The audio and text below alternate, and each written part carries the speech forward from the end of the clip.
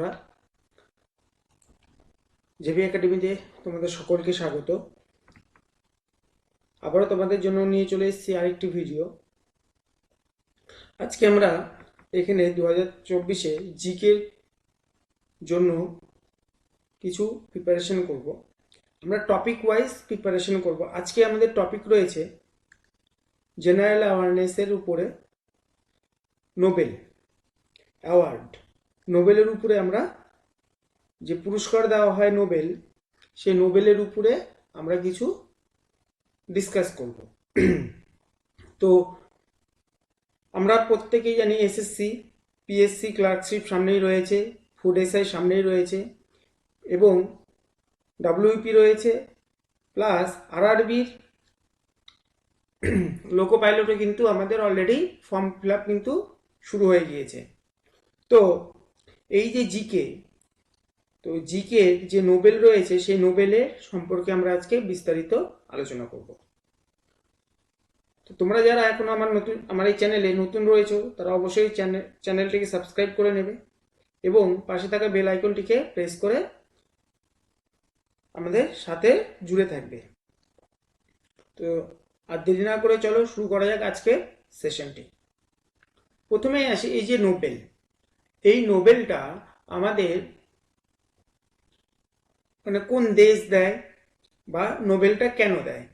এই নোবেলটা দেওয়া হয় মেনলি যদি পৃথিবীতে মানে টোটাল ওয়ার্ল্ড ওয়াইড বেসিসে এটা দেওয়া হয়। টোটাল আমাদের এই ওয়ার্ল্ডের বেসিসে কিন্তু আমাদের টোটাল পৃথিবীর মধ্যে যে গ্লোব রয়েছে সেই গ্লোবে 192টি যে দেশ রয়েছে সেই দেশের মধ্যে দেশই কিন্তু অংশগ্রহণ করে। এই দেশের থেকে প্রতি বছর নোবেল কিন্তু দেওয়া হয়। এই নোবেলটা আমাদের কোন কোন ক্ষেত্রে দেওয়া হয়, কি দেওয়া হয়, কখন ডিসকাস করা হয়, কেন দেওয়া হয়, সবকিছু কিন্তু আমরা আজকে আলোচনা করব। তো চলো শুরু করা যাক।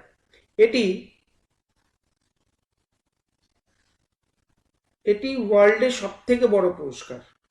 এই নোবেল পুরস্কার হচ্ছে ওয়ার্ল্ডের সব থেকে বড় পুরস্কার। আচ্ছা, এই পুরস্কারটা যারা বিজেতা হয়, যারা জয়লাভ করে বা যারা পায় এই নোবেল, তারা কত টাকা মতো পায়? মোটামুটি তারা 8 CR অর্থাৎ 8 কোটি টাকার মতো তারা কিন্তু পায়। ঠিক আছে, তাহলে এই নোবেল কেন দেওয়া হয় বা এই নোবেলটা কার নাম অনুসারে দেওয়া হয়? এই নোবেল দেওয়া হয় আলফ্রেড নোবেলের নাম অনুসারে। ডক্টর আলফ্রেড নোবেলের নাম অনুসারে কিন্তু দেওয়া হয়। তিনি এই ডক্টর আলফ্রেড নোবেল, তিনি যে ছিলেন একাধারে সায়েন্টিস্ট ছিলেন, ঠিক আছে, এবং তিনি বিজনেসম্যান ছিলেন, তিনি উদ্যোগপতি ছিলেন। তার জন্ম হয়েছিল 21শে অক্টোবর 1833 খ্রিস্টাব্দে এবং তিনি মৃত্যুবরণ করেন 10ই ডিসেম্বর 1896 খ্রিস্টাব্দে। তাহলে এই যে নোবেলটা প্রথম কবে দেওয়া থেকে শুরু হয়? প্রথম আমাদের 1901 সালে কিন্তু ফার্স্ট নোবেলটা কিন্তু দেওয়া হয়। এই নোবেল কোন মাসে দেওয়া হয়? এই নোবেল দেওয়া হয় 10ই ডিসেম্বর। এই নোবেলটা প্রতি বছর 10ই মানে 10th ডিসেম্বরে দেওয়া হয়। কেন না, ওনার মৃত্যুবার্ষিকী হচ্ছে 10ই ডিসেম্বর, যার জন্য আমাদের 10ই ডিসেম্বর কিন্তু এই নোবেলটা দেওয়া হয়। এবং অক্টোবর মাস নাগাদ কে পাবে বা কে সিলেকশন হয়েছে, কে জিতেছে, কে পেয়েছে, টোটালটাই কিন্তু অক্টোবর মাসে কিন্তু ঘোষণা করা হয়। এটা ডেটটা অ্যাকচুয়ালি মেনশন করা নেই। এবার ডেটটা সম্ভবত বা এই মোটামুটি সেকেন্ড উইক থেকে থার্ড উইকের মধ্যে আমাদের এটা কিন্তু ডিক্লেয়ার করে দেয়। ঠিক আছে, তাহলে এই পুরস্কারটি দেওয়া হয় আলফ্রেড নোবেলের নাম অনুসারে। এই পুরস্কারটা প্রথমের দিকে 1901 সাল থেকে 1974 সাল পর্যন্ত মৃত এবং জীবিত ব্যক্তি উভয় পেত। অর্থাৎ যারা মারা গিয়েছেন তারাও পেত এবং যারা জীবিত ছিলেন তারাও পেতেন। কিন্তু পরবর্তীতে এর নিয়মটা একটু চেঞ্জ করা হয়। অর্থাৎ মরণোত্তর যারা মারা যাবে তারা কিন্তু এই মানে এই পুরস্কারটা কিন্তু তাদেরকে কিন্তু এখন আর দেওয়া হয় না। অর্থাৎ যারা জীবিত ব্যক্তি রয়েছে শুধুমাত্র তারাই কিন্তু এই পুরস্কারটা পায়, এবং সেটা চালু হয় 1974 খ্রিস্টাব্দ থেকে। ঠিক আছে, তাহলে এবার কোন কোন ক্ষেত্রে কিন্তু এটা দেওয়া হয়, বা কটা ক্ষেত্র রয়েছে, কটা ফিল্ড রয়েছে, যে এই নোবেলটা কোন কোন ফিল্ড থেকে পাবে। সবাই কি নোবেল পাবে? না, সবাই কিন্তু নোবেল পাবে না। দেখো, প্রথমে যেটা রয়েছে সেটা হচ্ছে লিটারেসি, অর্থাৎ সাহিত্য। প্রথমে রয়েছে সাহিত্য। এবার সেটা বেঙ্গলি হতে পারে, সেটা ইংলিশ হতে পারে, বা ফ্রান্স হতে পারে, জাপানিজ হতে পারে, চায়না হতে পারে, চাইনিজ হতে পারে, যে কোনো লিটারেচি অর্থাৎ সাহিত্য সম্পর্কিত ইসেতে এটা পাওয়া যাবে, 1 নম্বর। 2 নম্বর পিস, অর্থাৎ শান্তি। শান্তির জন্য কিন্তু আমাদের এই নোবেল কিন্তু দেওয়া হয়ে থাকে। প্রথম যিনি শান্তির জন্য নোবেল পান তিনি হচ্ছেন আমাদের মাদার কিন্তু টেরেসা। প্রথম যিনি শান্তির জন্য নোবেল পেয়েছিলেন তিনি হচ্ছেন মাদার টেরেসা। তারপরে কি ফিজিক্সের উপরে দেওয়া হয়, পদার্থবিদ্যার উপরে দেওয়া হয়, রসায়নবিদ্যার উপরে দেওয়া হয়, চিকিৎসা ক্ষেত্রে দেওয়া হয়। প্রথম দিকে 1901 সাল থেকে 1901 সাল থেকে 1901 সাল থেকে 1968 সাল পর্যন্ত 1901 সাল থেকে 1968 সাল পর্যন্ত এই যে পাঁচটা রয়েছে, সাহিত্য, শান্তি, পদার্থবিদ্যা, রসায়নবিদ্যা, চিকিৎসা ক্ষেত্র, এই পাঁচটা, বা চিকিৎসাকে আবার চিকিৎসা ক্ষেত্র অর্থাৎ মেডিসিনও হতে পারে, মেডিসিনও হবে, ঠিক আছে, মেডিসিনের উপরে। এবার এই যে পাঁচটা ক্ষেত্রে কিন্তু প্রথম দিকে দেওয়া হতো, কিন্তু পরবর্তী সালে 1968 সালের পরে, অর্থাৎ 1969 সালে আমাদের অর্থনীতিটা অ্যাড করা হয়। অর্থাৎ 1968 খ্রিস্টাব্দে এটার আগ পর্যন্ত, অর্থাৎ 67 সাল পর্যন্ত এই পাঁচটা সাবজেক্টের উপরে দেওয়া হতো। 1968 খ্রিস্টাব্দে আমাদের অর্থনীতিটা অ্যাড করা হয়, অর্থাৎ ইকোনমিক্সটা কিন্তু এখানে অ্যাড করা হয়। তাহলে এবার চলে আসি আমরা ওয়ার্ল্ডের ক্ষেত্রে প্রচুর রয়েছে।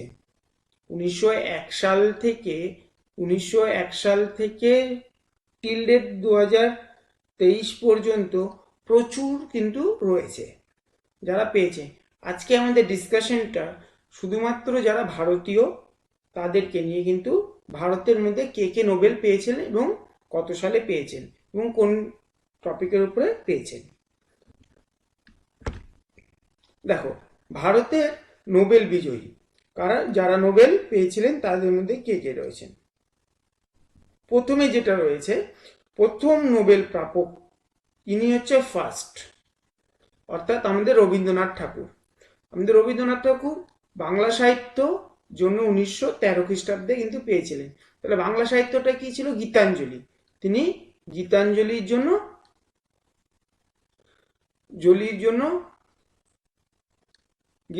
জন্য তিনি কিন্তু 1913 খ্রিস্টাব্দে নোবেল কিন্তু পেয়েছিলেন। এবার তারপরে রয়েছে সিভি রামন, অর্থাৎ চন্দ্রশেখর ভেঙ্কটরামন কিন্তু পদার্থবিদ্যার জন্য 1930 খ্রিস্টাব্দে তিনি কিন্তু নোবেল পেয়েছিলেন। তারপরে হরগোবিন্দ খোরানা তিনি মেডিসিনের জন্য পেয়েছিলেন 1968 খ্রিস্টাব্দে। তারপরে রয়েছে প্রথম ভারতীয় মহিলা যিনি, মহিলাদের মধ্যে প্রথম যিনি ছিলেন তিনি হচ্ছে মাদার টেরেসা। ঠিক আছে, মাদার টেরেসা শান্তির জন্য 1979 খ্রিস্টাব্দে কিন্তু তিনি নোবেল পেয়েছিলেন। তারপরে আমাদের এস চন্দ্রশেখর পদার্থবিজ্ঞানের জন্য 1983 খ্রিস্টাব্দে পান। প্রফেসর অমর্ত্য সেন 1998 খ্রিস্টাব্দে ইকোনমিক্সের উপরে কিন্তু তিনি আমাদের অর্থনীতির উপরে নোবেল পান। তারপরে রয়েছে আমাদের 2001 সালে বিদ্যাধর সূর্যপ্রসাদ নাইপাল তিনি কিন্তু সাহিত্যের জন্য কিন্তু পেয়েছিলেন। তারপরে 2009 খ্রিস্টাব্দে কিন্তু পেয়েছেন চন্দ্রশেখর রামাকৃষ্ণ। চন্দ্রশেখর রামাকৃষ্ণ কিন্তু আমাদের রসায়ন বা কেমিস্ট্রির জন্য কিন্তু তিনি পেয়েছিলেন। এরপরে রয়েছে কৈলাস শতার্থী। কৈলাস শতার্থী কিন্তু শান্তির জন্য 2014 সালে কিন্তু নোবেল পেয়েছিলেন। এরপরে রয়েছে আমাদের অভিজিৎ ব্যানার্জি।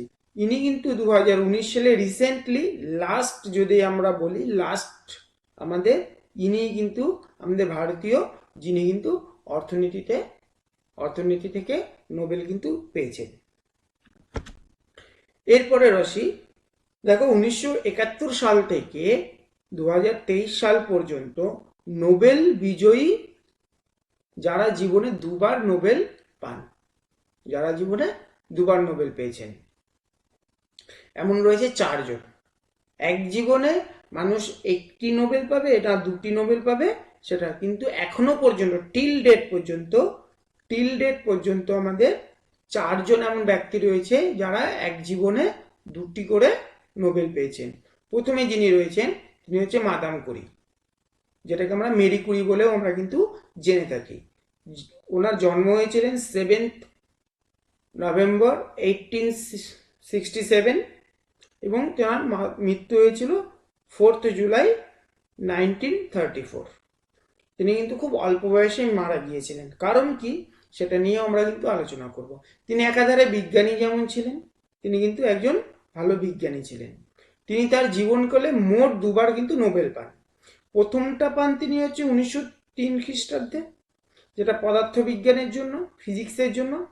আর দ্বিতীয়টা পান তিনি হচ্ছে 1911 খ্রিস্টাব্দে, সেটা হচ্ছে পিচ বেল্ট থেকে রেডিয়াম নামক আলাদা, অর্থাৎ রসায়ন, রেডিয়াম আলাদা করার জন্য, অর্থাৎ রসায়ন বিদ্যা থেকে, যেটা উনি রেডিও অ্যাক্টিভ মৌল যেগুলো রয়েছে সেই রেডিও অ্যাক্টিভ মৌল থেকে তিনি নিয়ে কাজ করতেন জন্য তাকে পরপর 2বার কিন্তু তিনি নোবেল পেয়েছিলেন। এরপরে কে পেয়েছেন? এরপরে পেয়েছেন যিনি, সেটা হচ্ছে লিনাস পাউলিং।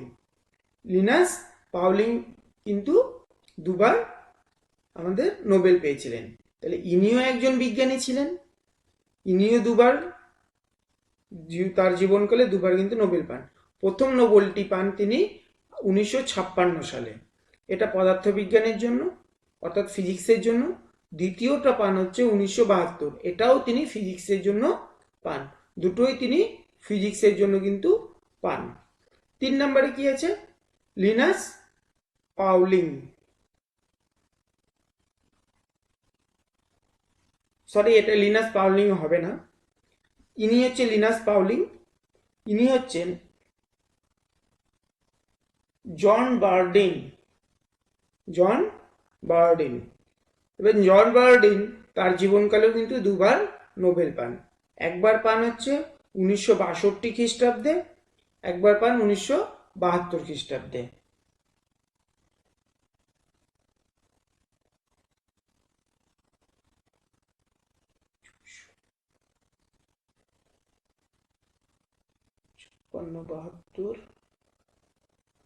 এখানে মনে হচ্ছে একটু ভুল আছে, 56-72, 1962, এটা সম্ভবত 62 হবে না, এটা ভুল আছে, এটা হবে হচ্ছে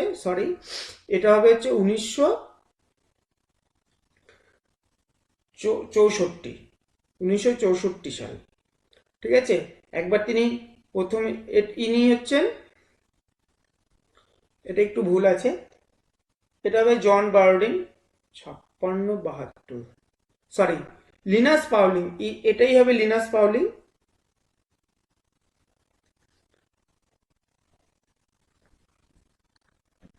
লিনাস পাউলিং ইনি পেয়েছিলেন 62, প্রথমটা পেয়েছিলেন হচ্ছে 62-তে, 1962-তে, এবং দ্বিতীয়টি পান 1972 সালে। এটা আমাদের লিনাস পাউলিং হবে না, ইনি হচ্ছেন জন বার্ডিন।